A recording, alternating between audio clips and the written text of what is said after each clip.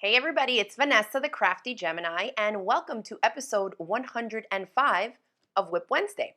Today we have quite a few different things to touch on, so I'm going to jump right into it after we do a quick double check and make sure that y'all can see me and hear me. So if you can, go ahead and pop into the chat and let me know where you are tuning in from. I see several of you were already on before I went live. We got Kathy in the house from Illinois, Christy from North Dakota. Hi Valerie, hey Laura. Awesome. And Pam from rainy Central Maine, she says. I'm coming to y'all from my home crafting studio here, and we live in North Central Florida, where it's kind of sunny, kind of looking like it wants to rain. Typical Florida weather this time of year, I would say.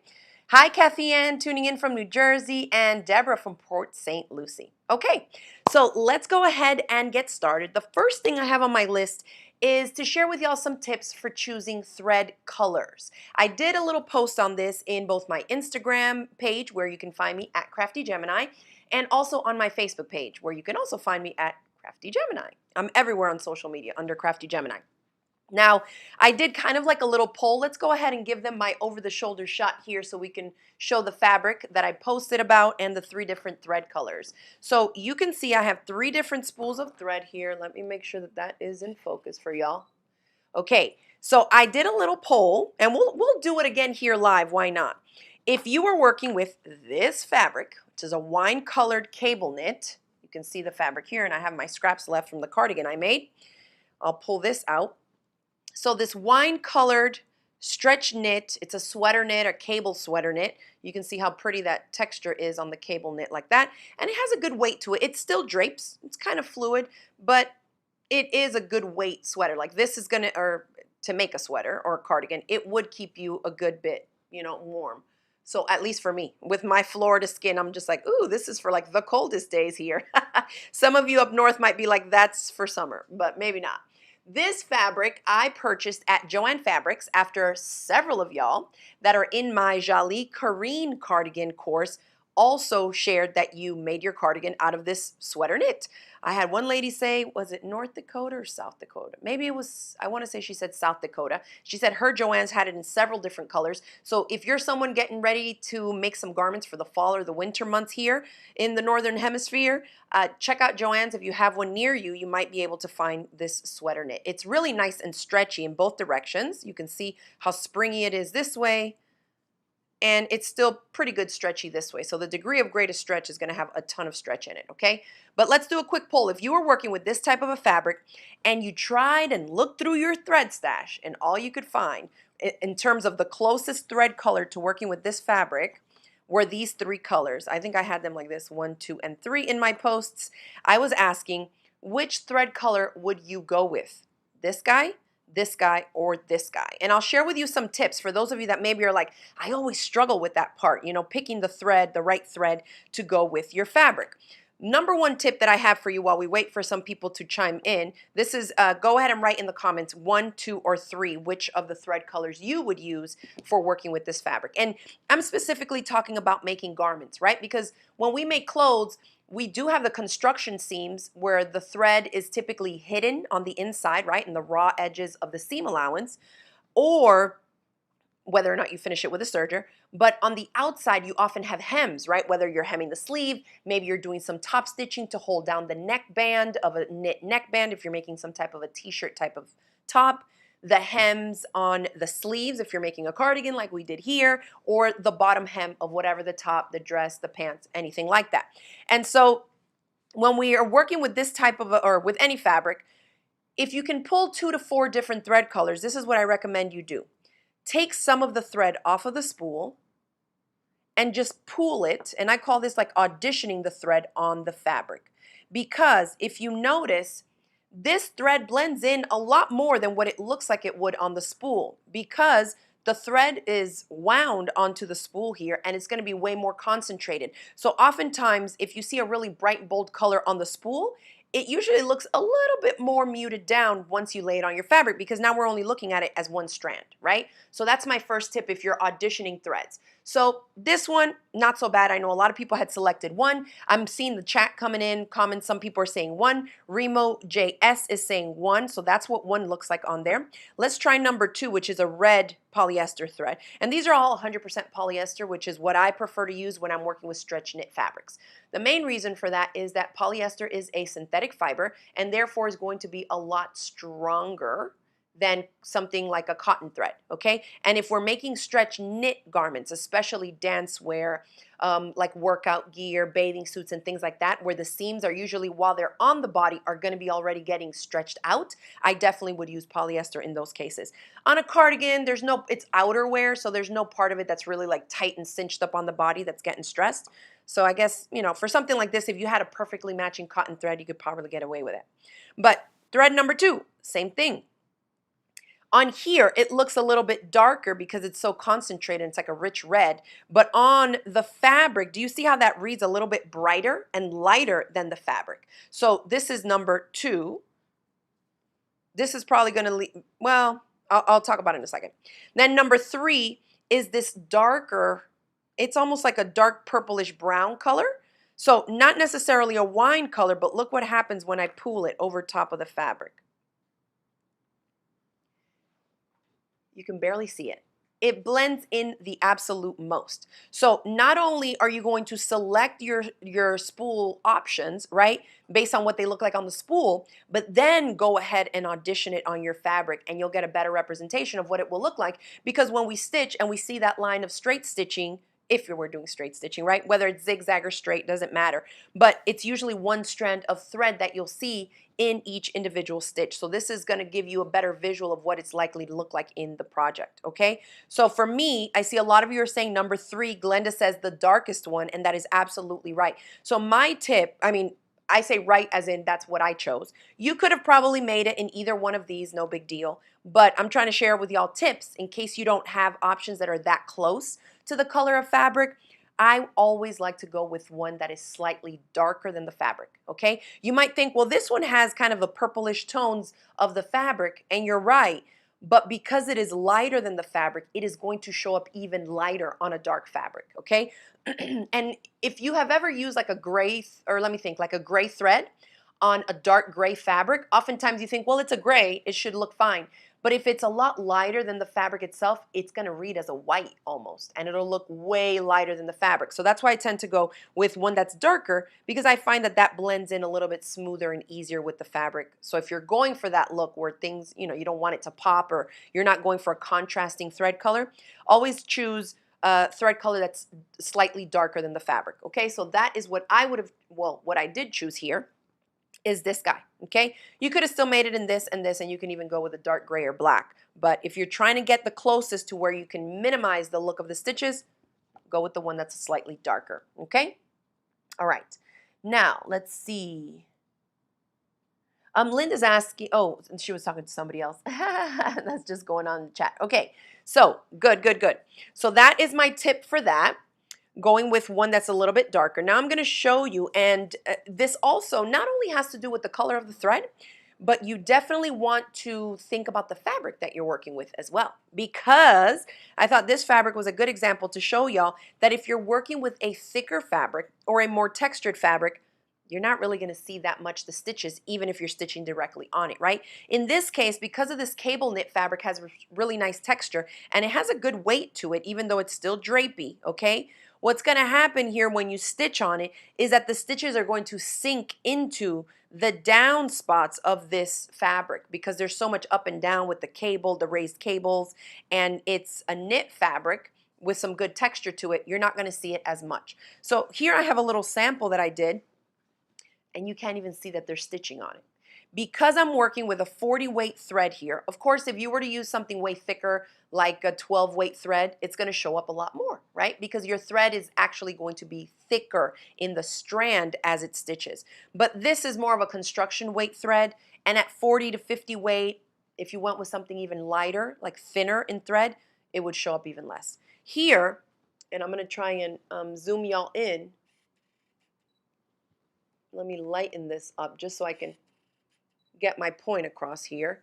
So number one, which was that magenta colored one, I stitched it right in this area here, and you can't even see it because it's like a depression in the fabric.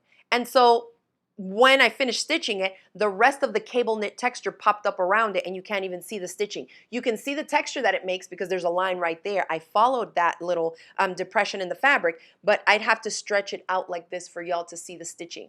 But when I do that, you can see that the stitches are lighter than the fabric, so they pop a little bit more, okay? On this fabric, it's not gonna make too big of a deal, but if you were working with a really lightweight fabric that was this same color, because that thread is lighter, then it would appear, you know, it would pop even more on the fabric. But think about that. When you're working on a project, if you don't have a thread that matches really well, if it's a textured fabric, then you know you don't have to worry about it too much because the stitches are going to disappear.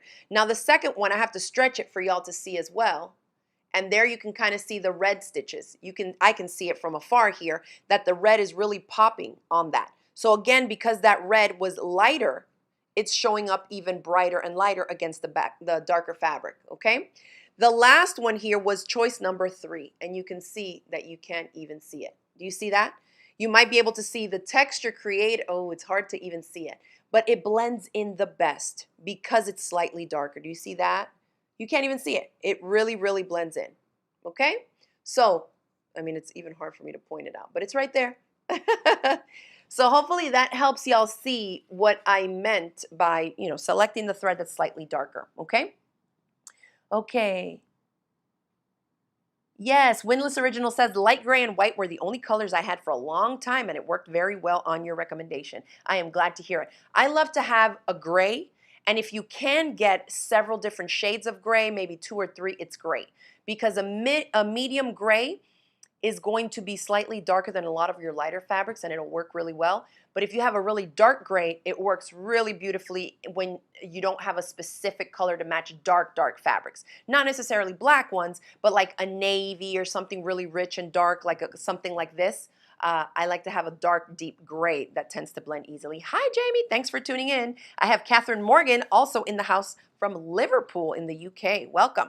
Okay, so that was that. Now, because we're talking about working with this textured fabric, I also wanted to show you that because the stitches tend to disappear, you saw that to even show you the difference in contrast from the thread color to the fabric color, I had to stretch it out. So you also know that if you went even darker with a dark, rich gray thread or even black, you could still get away with it and complete the project. So here I have a little sample sleeve chunk that I did. You can see the ridge that's created there where I hemmed it, and this one was hemmed on my cover stitch machine. I always keep scraps of the fabrics that I'm working with in an actual project so that I can test out the stitch selection, right? Whether it's straight stitch, zigzag, or a decorative stitch. I also like to test out the stitch length, the stitch width, because depending on how light or medium or heavyweight the fabric is, that will all affect how the fabric feeds through the machine, okay, to complete whatever you're trying to do. But here I use the navy blue because my cover stitch, oh, actually it's black. It looks navy, but I'm like looking back at the cover stitch machine. I have cones of a black thread on it, and that's what I had. I have usually a navy or a blue thread on my serger, or excuse me, I have 2 sergers usually set up. So I usually have a gray on one, and then on the other I'll have black or navy. And then I do the same for the cover stitch machine, either a gray or navy or black. Something like that that I know that I'll be able to get away with for most of my projects. Now this one, you can see the cover stitch here. So those 2 lines of stitching are done in black. You can kind of see that it's black. You know that it's a dark thread color, but because the fabric is textured, it kind of blends in easily, okay? And you can see what it looks like on the inside. It's definitely black, but that's the inside of the cover stitch, okay? So nice and stretchy. Those of you that are in my Jalie Karine class, you can check out those bonus videos. There's almost 30 videos that I uploaded for that course with all these different types of serger cover stitch tips, as well as how to make the whole project. Now, I want to show y'all, in case you've never worked with a fabric like that and you're thinking about trying it, let me grab the cardigan I made with that fabric. Can you put me up on the big camera just so I can show them this one a little bit? So here's the cardigan. I made view A. If you're in the class, check it out. All the videos are up. And I'm going to try this on. I want y'all to see. I mean, it has a good weight to it, okay? It's not super lightweight, but it's not a coat either, you know? The cabling on here, there are some little kind of holes, so you can see a little bit through it, but it has a really good heft to it. And so this is view A, which is the shorter version, not the what do they call it? The tunic length one. This is like the sweater length cardigan. It has a really good weight to it. Now, this was that fabric so that you all can see it in an actual project. I'll try to step back a little here so you can see where it hits beyond my hips, down at the pockets of my jeans, okay? Super comfy though. It has a good weight to it, but it also is drapey. You can see by how the fabric hangs and all that, okay? So again, this fabric, you can get it at Joann's. If you check it out, I think I bought it recently and it was on Susie Smith's recommendation. She said it was on sale, 30% off. So simple cardigan, really good weight to it.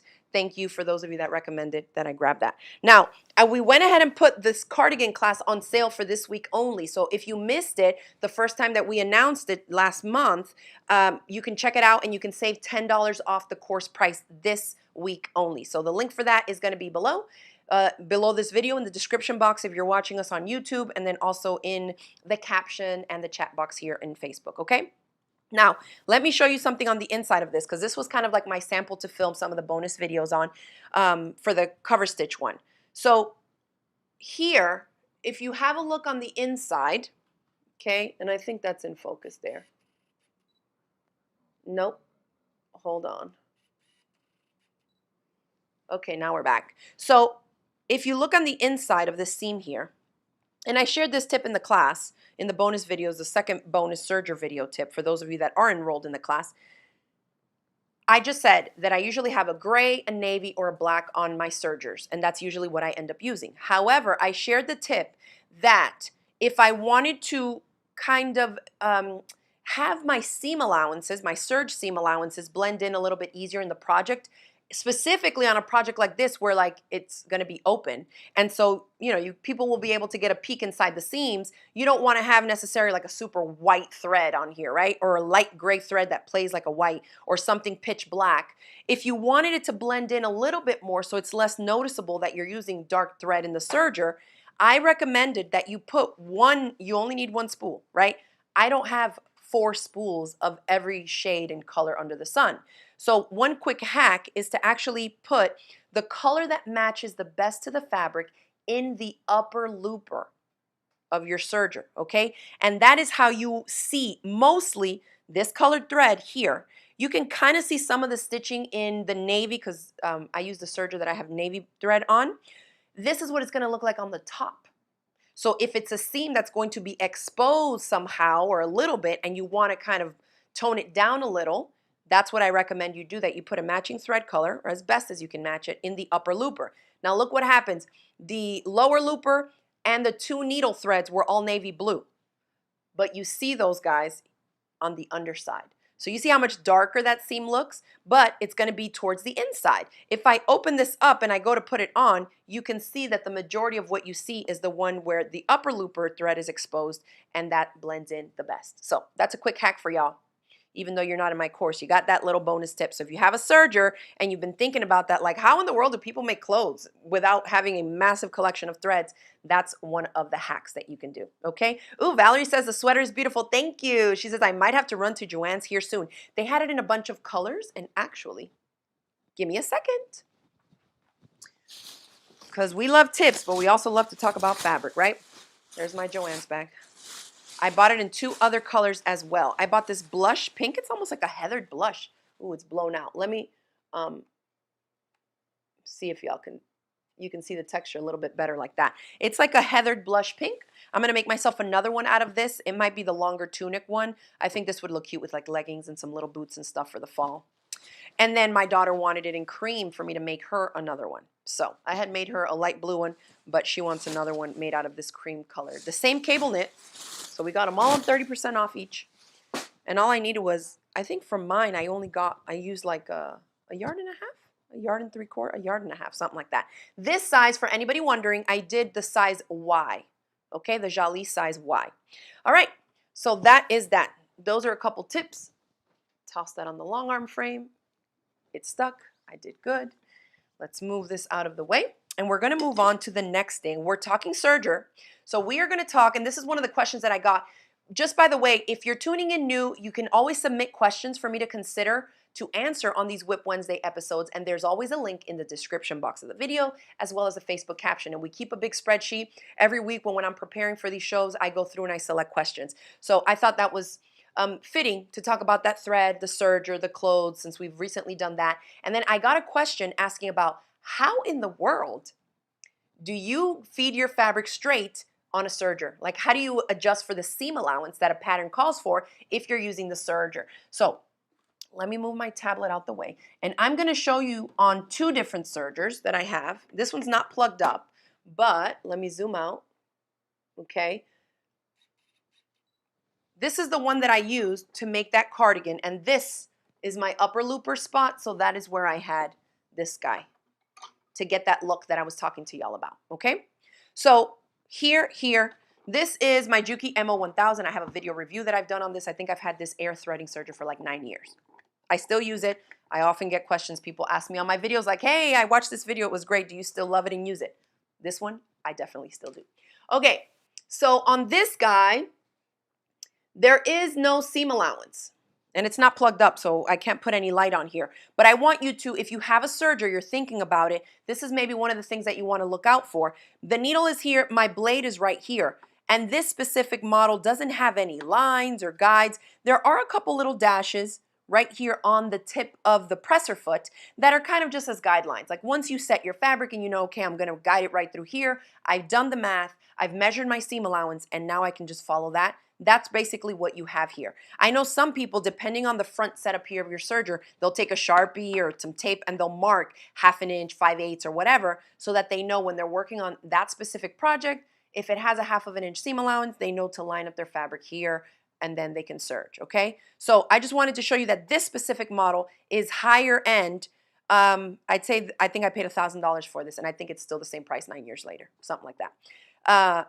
This one here doesn't have any lines for me to measure, okay? Now, if we look at a more entry-level serger, this is my Juki MO114D serger. We used to sell these in the shop. We don't carry them at the moment, so they're all sold out because we sold them out. But this is a great beginner model serger. And this guy, I want to see if you can see it. Sometimes it's tricky to see because it's all white on white. But here, if I tip it back like this, I think you can kind of see. There are some lines and measurements listed right here. But do not get confused, okay? You'll need to measure on yours because it can vary. But these seam allowances that are listed here, I see 1/2 inch, 5/8 of an inch, 1 inch across the top. And then underneath it is in metric. It says 1.5, 2.5. And so this has to do with the distance over from the blade, not from the needle where it's going to be stitching, right? If we're used to making stuff on our sewing machine, we know that when we talk seam allowance, we're talking about the distance away from the needle. So I know I need to run my fabric edge this far over so that my stitches are 1/4 inch in or 1/2 inch in, 5/8 of an inch in, whatever your seam allowance is, okay? So here is what you need to do on your serger. One, I would say set it all to all the default settings first, just so that you can, have it like get out all the different variables that can be affecting different things and just get it working regularly. Then you're going to want to measure.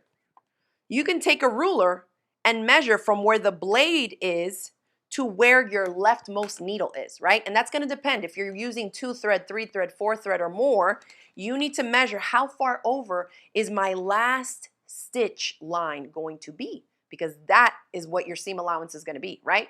If my project tells me 1/2 inch and I cut at 1/2 inch, guess what? You're eating up a lot more because the serger cuts, but then the stitching is going to be even more into the project than where it's cutting from, okay? So on mine, when I measure, I can see that from where my blade is to my leftmost needle that I currently have installed here, it is exactly 1/4 inch. So if my seam allowance is 1/4 inch, I can't really cut away anything, right? So let's show you on an actual visual sample. And let me knock this back some. Unfortunately, I can't turn off that light, so it might be a little blown out for y'all, but here we go. I took some pieces of fabric and I went ahead and wrote 5/8 of an inch okay? And I drew a line straight up and down at the 5/8 of an inch line. So from here to here, if your seam allowance, and of course you'd probably have 2 layers of fabric here, but if your project says the seam allowance is 5/8 of an inch, I cannot align that 5/8 of an inch line at my blade. Does that make sense? Because if I cut on the 5/8 of an inch line, that means the stitching is going to be further over, and that means that then I'm using a way bigger seam allowance than the pattern calls for. Okay, hopefully that makes sense. Oh, Laura, thank you. She says these Serger tips are super helpful. I need to stop being afraid of mine. Ha ha ha. Yes, that is right. I tell everybody, I'm like, it's just a machine. Take it out the box, crank it up, run some cotton fabric through it, and the more you play with it and familiarize yourself with it, the more confident you're going to get.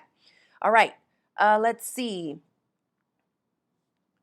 Okay, so 5/8 of an inch. So now let's think about what do we need to do if we are going to serge, okay? And I need my leftmost needle, meaning the stitch all the way into the project, is at the seam allowance, because then you know you're using the right seam allowance and the project is going to turn out the right size. Well, with this line here, I'm looking and I'm aligning it with my leftmost needle, which also happens to correspond with this little kind of ridge that I have. Again, similar to the other serger, I have some little marks on the presser foot, on the tip of the presser foot there. So I'm going to align it with that because I can see that when I align it with this line, that leftmost needle is going to be right at the 5/8 inch mark. So that says from here over, wherever that blade is going to hit, that is what I can cut away and not affect my seam allowance. Okay, so I'm aligning it with the needle of where my project is going to be stitched. And then you see the blade is going up and down and up and down, and it's chopping away any excess.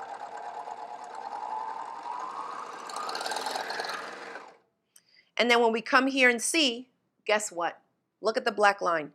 I did it exactly right. That is what you need to do in order to maintain the correct seam allowance for your project and cut away any excess, okay? So you don't want to have the stitching be further in if that is your seam allowance. So hopefully that makes sense. Let's see. Okay, I'm not getting any other. I just want to make sure I'm not missing anything in the chat. Now here I have one that is going to be a lot more common, a 1/4 of an inch seam allowance. Now, if we're working on stretch knit fabrics, and apologies for the thread stem that's like right in my face. If we're working on stretch knits, like you're making leggings, you're making a t-shirt, oftentimes the seam allowance will be a 1/4 of an inch, okay? Sometimes 1/2 inch, sometimes you'll see 1/4 of an inch. Well, if we're cutting fabric and sewing, we know a 1/4 of an inch is not that much. So you got to be super duper careful here to not cut off too much, because then again, you're going to be eating up too much fabric in your seam allowance and the project won't be the right size. So again, I'm using that line and aligning it with my leftmost needle. And it's going to have me skim off barely a hair.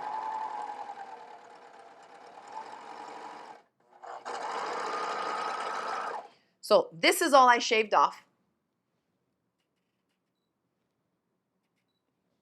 And there we go. I stayed right on target. You can see that where the black line is that I did with the Sharpie is where my last row of stitching is. So I did good. I was able to both serge and maintain the proper seam allowance for my project. Okay, so hopefully that helps y'all. You're welcome, Gloria. She says, thank you for the serger tips. I hope that that helps, and it's all gonna be dependent on your specific make and model. So you have to just measure it and see, and even mark. If you know that every time you're gonna do a 1/4 of an inch seam allowance, and that's mostly the projects you work on, go ahead and mark it. You know, you can use a little bit of nail polish right there, because you can always take it off with some acetone or a little Sharpie. But just double check and remind yourself, where do I need to align it to make sure that I'm not cutting away too much from my project, okay? So hopefully that helps y'all. And, oh, Patty says, I have a serger and I'm afraid to use it. Come on, Patty. If y'all want to see some more like serger projects and tutorials, let me know in the chat box below, because that's something I've been saying it for years. I'm like, yeah, I can do that, but I never actually get to it because I have so many other things going on. Excuse me, let me have a sip of water here. Hi, Diane. Diane says, wow, I just learned something new. I have the Juki MO1000. There you go. It's a great serger, by the way.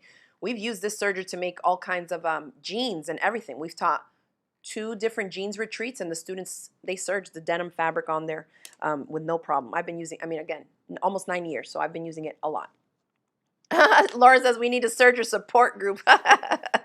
Oh my gosh, that's funny. The main thing about like teaching Serger stuff is that they all vary, right? So unless you can find a ton of classes just on the same exact one, it'll be a little bit tricky because like every change that I do, it's like, well, reference your user manual to see where this is on yours, you know, or check your user manual to make sure that you're doing this right for your make and model. So it can be a little bit tricky to do that since there's so many different options.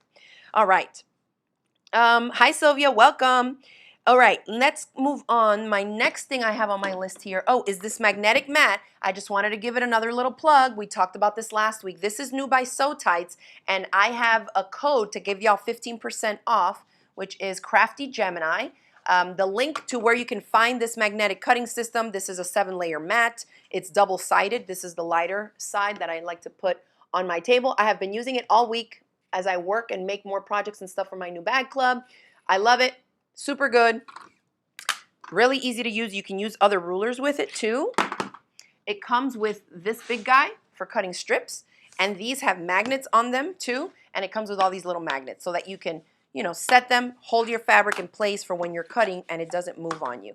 But I also mentioned last week, I'm glad y'all enjoyed that live where I was like cackling and going off like, oh my gosh, I don't know what to say. This is so amazing, because I was just starting to use it, but when you move your ruler around, it doesn't move the fabric, so you can really align things up and get the exact perfect measurement that you need, sliding left, right, top to bottom, okay? So I did mention also, because it's magnetic and all that, and it's super thick and high quality, it is an investment, but if you want to save like over 50 bucks with that 15% off coupon code, it's CraftyGemini, all capital letters together, one word, and it comes with these 12 little magnets too, okay? So that's the one that I've been working on here lately. Let's see. Okay, next one.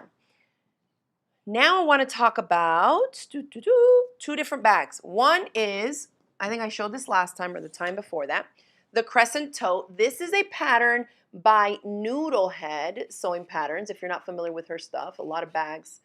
Projects. We made this one at my last sewing retreat, and I just wanted to give y'all a heads up that the patterns are back in stock. For those of you that are waiting for the other bag that we made at the retreat, the Emerson crossbody bag, that one is still back ordered, so we're still waiting on the order for that. But the Crescent Tote one wasn't, and we were able to get our order in for this one.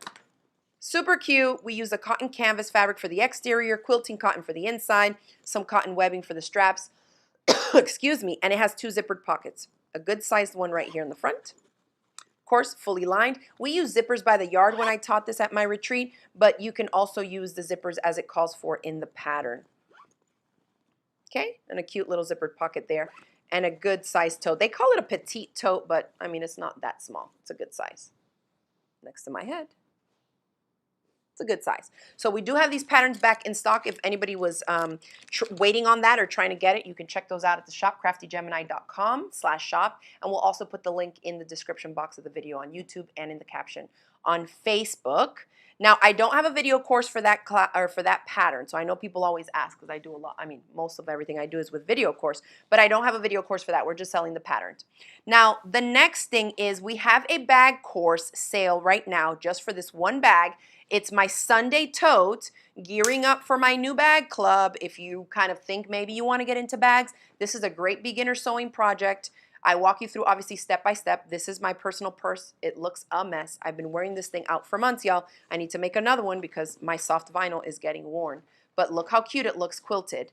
This is the version that I would recommend for beginners, the non-quilted version. We do use a foam stabilizer. Of course, I go through literally every single step on how to make this bag. It makes a great purse that you can just tote around like this. We have 2 patch pockets on the inside, 1 and 2. Okay, I use the metal zipper on this one just to give it a little bit more pop with the gold teeth. This one, I just used a regular number 5 handbag zipper in black for this guy. But save $10 off right now. You don't need a coupon code or anything. It's already on sale this whole week. So even if you guys are watching the recording of this live show, the link is in the description box below, and you can still take advantage through Sunday night at midnight, okay? And yeah, so it's $10 off just for this week if anybody wants to give it a try. Rebecca says, I love my Sunday tote. Awesome. Thank you all. I know this is a popular one. A lot of people make it, use it, love it. And it makes a great little gift if you just need to give someone a little quick bag, you know, a little purse that they can tote around. It really is a cute and, you know, beginner-friendly project, like I said. There's no super fancy hardware. There's no D-rings or anything like that. And the handles themselves, we actually just stitch them onto the project. So as long as you have a sewing machine that, you know, you can use and is in good working order, everything else is pretty simple. Just fabric, one zipper, and some foam interfacing. Okay? So check that out if you are interested. Celia's asking, will you be getting that vinyl color back in stock soon? I love it. Yeah, we've been sold out of this for a while. We may be restocking some other ones, but I know we still have some other colors like pink and purple and maybe silver or something like that. So check it out if you're interested in some soft vinyl and see if any of the colors that we do have in stock interest you. Okay? Let me see if I have any other questions in the chat here. Oh, I do have one more thing to talk about. Let me check the chat real quick.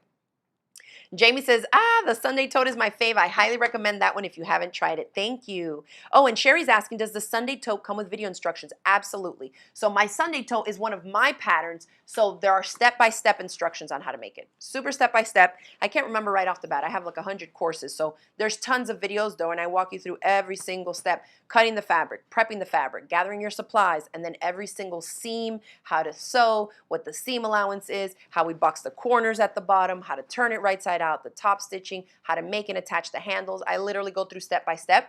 And if you're interested in finding out like exactly what all is covered, if you click the link where you go to sign up for the course, in every course product description page, I have a full list. It'll tell you like how many videos are on there, what are the finished dimensions of the project, and the videos that you get, okay? And of course, most of you already know, but I'll say this for any newbies. If you're new to my channel, welcome.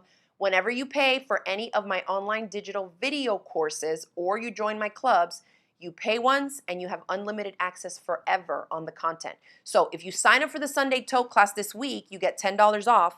And even if you don't have time right now to make it, you can log in 6 months or 6 years from now and you'll still be able to log in and watch the video lessons to make it, which I think is important, especially for beginners. You make one, you're like, oh, that was cool. Then you wear it around and someone at your job says, oh my gosh, do you make those? Do you sell them? And then you're like, oh, it's been 8 months since I made it, right? You log back in, rewatch the video, and you can go step by step to make them one, whether you're selling it or you're giving it as gifts. And I think it's important to note real quick, if you are making it in small scale, you are able to sell any of the projects that you make from my video tutorials, my online courses, and my clubs. Okay, so those of you that sell at craft fairs, I know you have a blast selling all the little projects and stuff from the classes you sign up for, because I try to simplify things, make it quick and easy for y'all to make, and it makes it easier to crank it out assembly line style for selling at things like craft fairs and craft shows, okay? Thank you, Rebecca. She says, yes, an easy to follow video course. I bought mine earlier in the year and made it while on the coast on my little old sewing machine. I love to hear that. That's great. And Kathy says, I made the Sunday Tote for my mom. She always gets compliments on it. It's the chicken fabric. So yeah, you got it in the kit probably, huh? When we did the subscription box last year and made it out of this super, I have another one made in chicken fabric. I'll show y'all. It's more worn out than that one. But this used to be my everyday purse until, look at the difference in the fabric. Yeah, one's definitely more used. I just keep them stashed away here. But before I made the vinyl one, this is the one I used. And everywhere I would go, I mean, at the grocery store, everywhere, people are like, oh, I love that bag. They're just like, cute chicken. So I'm like, I made it, thanks. That's one of the best things, right? One of the favorite things we love to do when we walk around with our handmade stuff is like, oh, this thing, yeah, I made it. That's at least how I be acting. Okay. Awesome. Yes, Sybil, a new bag club is coming. We are working on it, so we will be putting out more information on that soon, okay?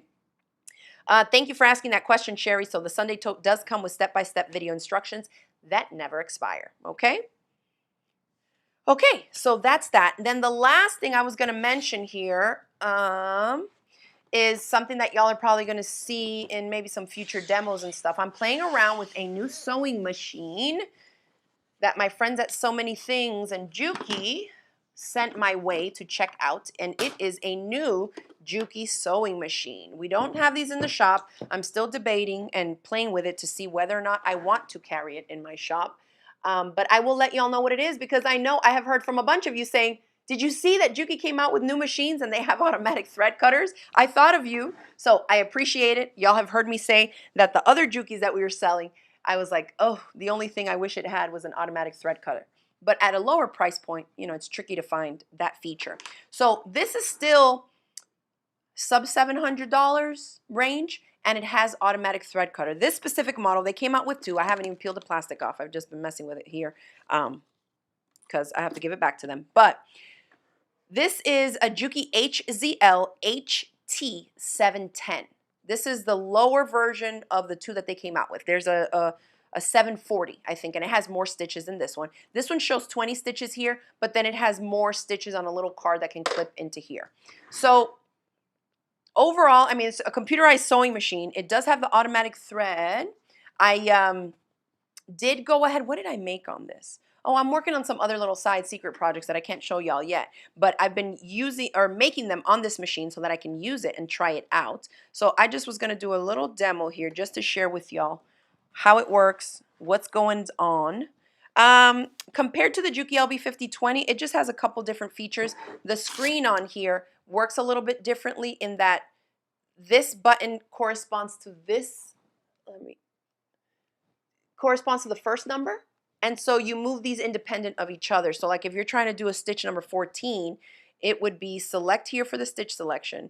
Then I would go down. You see how it goes 0, 1, 2, 3, 4, 5, 0, 1, 2, 3, 4, 5? Like that, you would go to whatever the first number is. So let's say 1 for 14. And then this one corresponds to the second number, and then I go up like that. So a little bit different than, you know, the machines that I'm used to working with right now. But, you know, those are things that, like, once you play around with it and it's like your machine to use, you get used to that real quick. And then, of course, you have the stitch width and then the stitch length. So you select mode to change it. This part is similar to the other machines. And then you can adjust where the needle positioning is and all that. So let me do some straight stitching. It's tricky to see that little light, but there is a little teensy green light that to me doesn't light up quite as bright, but you can see it there. So let me go down to stitch 1, like that. That's the center needle position for straight stitch. And then my default needle position, same as my other machine, is 3.5, which is in the center. And then the stitch length sets defaults to 2.5. So we can go down, and then I want to see it goes up to 4.5. So you can't quite go up to 5 millimeter in stitch length. So you know when we do basting stitches and we're sewing long stitches just to kind of hold a couple layers of fabric in place, I usually like to go up to 5, 5.0. Some machines even go up to 7 millimeter stitch length, which is really long. This one only goes up to 4.5. All right, so that's that. And then I'm just going to stitch right here real quick. It has speed control here. It has the thread cutter, automatic thread cutter, lock stitch, which it takes a couple stitches in place, and then you have your needle up, down. Under here you have your back stitch, and this pause and play button here is where you can sew. Most of the computerized machines nowadays have that, where if you don't have your foot pedal, right, but you do have the electric plug up, you can just plug that in, and then you hit this to stitch, and you hit it again to stop, so you don't need a foot pedal. But the other machine does that too. So once I get to the end, instead of pulling the presser foot up and having to cut my tails and having that long tail, if you sew long enough, you know it's a waste of time. So if you have this feature, I just press the button, it cuts my threads, and then I just lift the presser foot up and pull it off. So for on here, for doing demos for y'all for WIP Wednesday and tutorials, I may be using this one until I have to give it back, just so I can save myself a little bit of time with that, and that way I'll be able to familiarize myself a little bit more with it, so I can give y'all my take on what all I like about it, what I wish they changed, and all that. I find the black panel here a little bit weird. It's kind of super dark, but whatever, I guess it works. And then of course you can remove this, the little accessory pack. It comes with a bunch of different accessories, different presser feet and things like that, like most of them do. You know, those are pretty standard stuff going on right there. Let me see real quick. Oh, good. I'll do this real quick. Windless Originals is asking, do you know how wide the zigzag stitch is? I don't, but let's test it out and see. And, oh, my thread came out. I was looking like I don't see thread there. It threads the same as most everything else, at least my other Jukis. The needle threader is a little bit different, but same difference. Okay. My bobbin, yep, looks like I still have thread. And let's go ahead and try the zigzag stitch. So I go to mode here real quick, and zigzag is 6. So I'm going to go up to 6. And then we'll go to zigzag stitch, and it defaults to 5 millimeter stitch width, which is pretty typical. I've had several machines do that for the default. and it lets me go as wide as 7 millimeters. Okay, so we can stitch that out. It's a big jump, big zig and zag.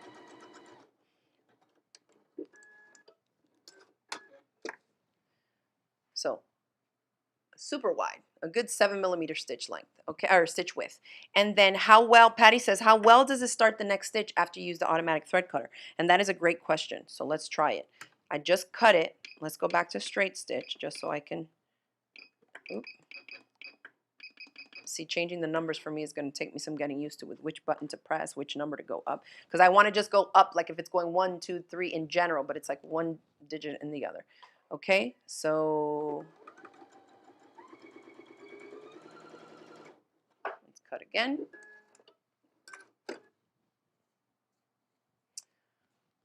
I don't know if you can see it, but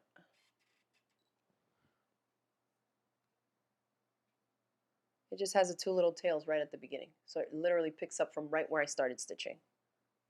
So not bad. And good stitch quality. I mean, it holds good. The stitches look good. I mean, it's hard to see on this fabric for y'all, but I can see it in person. Okay, let me see what else. Oh, Windless Original says I make rope bowls and the 7 millimeter is my fave. Yes, definitely a good big jump. You know that it's gripping the most. Belinda's asking what is the maximum stitch width? So that would be that for the zigzag stitch. I would say 7 millimeter stitch length or stitch width. And then, oh good, I see several of you had asked that same question, so I'm glad we did that right there on camera. And Pam says it's very quiet. That it is. I do have to give it to them for that because that is like, it's not very loud at all. At all. I was about to lift it up and cut the threads. I'm so used to the other machine. But yeah, so far so good. Okay, so you might see me using this a little bit more. I know they're sold out everywhere right now. You can put them back on my face. They're sold out everywhere right now, so you may not be able to find it if that's a machine that you're looking for. But again, this is of at least the Juki machines, this HZL HT710 is the more affordable, lesser of the decorative stitches than the second model, but they both have the automatic thread cutter. So if you've been looking to upgrade from a machine that doesn't do thread cutting, this may be a decent option for you to check out, okay? So I want to play around with it some more because you know me, even if it's a $300-400 machine, I want to sew quilting cotton, stretch knits, cotton spandex, a thicker sweater knit. I want to sew, you know, tissue knits, faux leather, vinyl, cork. I want to try everything on it to see what it does the best on, because that's how I'm more able to kind of recommend something for someone who wants to dabble in a lot of different sewing and quilting type projects. Obviously, you know, you want something that can hang with you while you experiment and try different projects until maybe you find one thing that you super duper love, okay? So again, the Crescent Tote patterns are back in stock in our online shop. This is that noodle head pattern for this cool tote bag. Good beginner project. Then one of my patterns that the course is on sale, it's a video course, step by step, $10 off, is my Sunday Tote Bag. So either one of these would be great beginner projects. Check them out. The links are all in the description box below for y'all. And thanks again for tuning in. Anita says, yes, more Serger projects would be great. So definitely, I will add that to my list, as I have been for years and still haven't done it. But I will try to get more to it since I saw that you all enjoyed these Serger tips today on WIP Wednesday, episode 105. Thanks for tuning in, everybody. Enjoy the rest of your week, and I will see you next week.